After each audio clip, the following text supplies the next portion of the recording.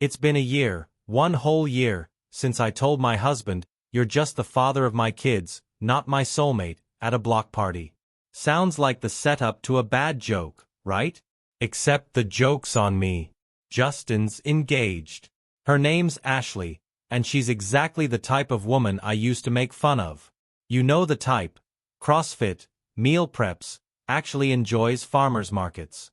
She's also genuinely nice, which somehow makes it worse. The kids adore her. Emma came home last week talking about how Ashley taught her how to braid her hair the cool way, like it's some revolutionary skill I never bothered to learn. And that stung more than I'd like to admit. Before I go further, if you're into stories about real-life drama, bad decisions, and the kind of emotional chaos you can't look away from, hit that subscribe button. We've got more stories like this. Lessons learned the hard way. Because sometimes, it's not until you lose something that you realize what it was really worth. Now, back to my mess. Justin and I were married for 8 years. We weren't perfect, but we had a rhythm. Life was a checklist. Get married, buy a house, have kids, repeat. I thought that was enough. But somewhere along the line, I got restless. Not unhappy, just bored.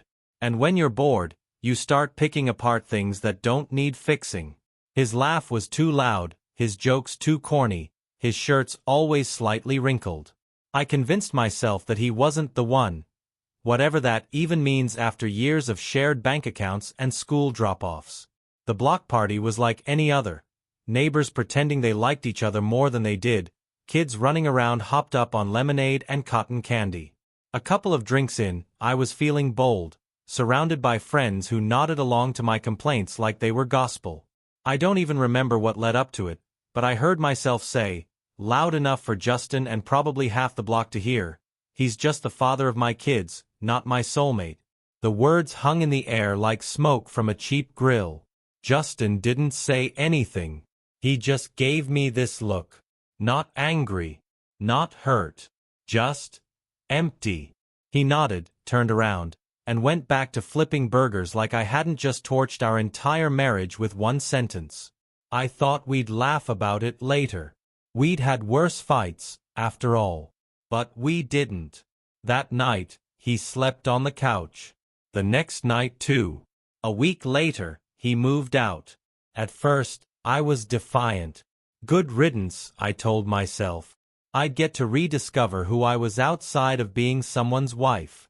But the silence in the house grew louder with each passing day. No more clinking of his coffee mug in the morning. No more dad jokes during dinner. Just me, the kids, and the echo of my own arrogance.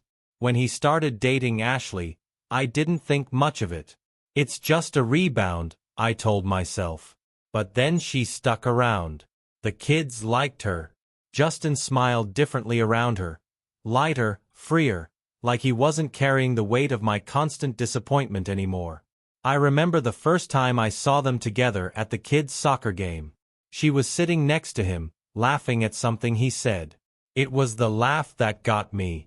It wasn't forced or polite. It was genuine, the kind of laugh I hadn't given him in years. I tried to pretend I didn't care.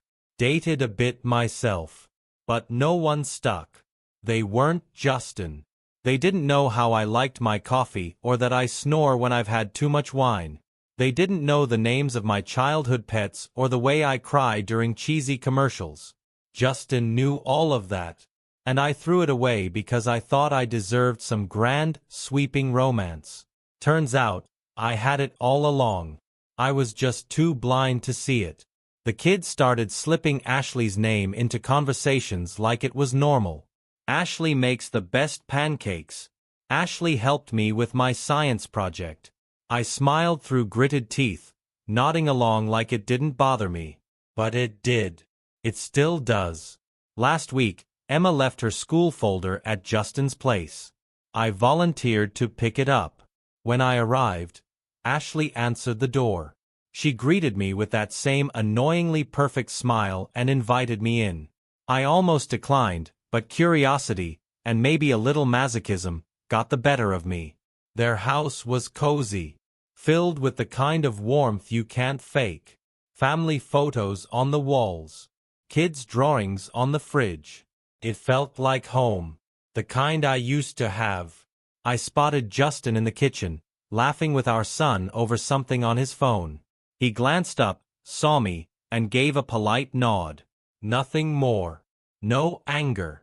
No sadness. Just a man who had moved on. On the drive home, the folder sat untouched on the passenger seat. I stared at it during red lights, feeling the full weight of my mistakes. I had tested his love, pushed him to the edge, and expected him to fight for me. But he didn't. He left. And the worst part? He was right to. Now, a year later, I'm sitting in the same house, surrounded by the same walls, but everything feels different.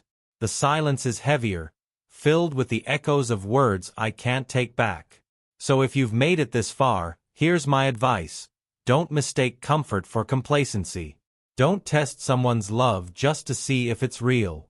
Because sometimes, they'll pass the test by walking away. And they won't look back.